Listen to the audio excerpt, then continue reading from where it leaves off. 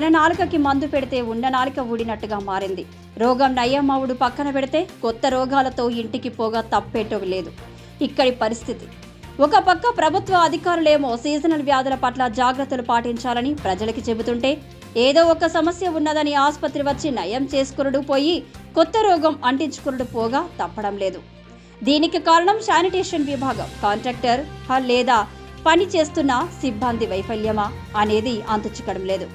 ఒక్క రకం కాదు, ఆసుపత్రిలో అన్ని విభాగాలలో నుండి మెడికల్ వేస్టేజీ, గ్లూకోజ్ బాటిల్, సిరంజీలు, ఆపరేషన్ థియేటర్ వ్యర్థ పదార్థాలు, అది ఇది అనేది కాదు, అంతా ఒకే దగ్గర వేసి రోగాలు కొని తెచ్చుడు అవుతుంది.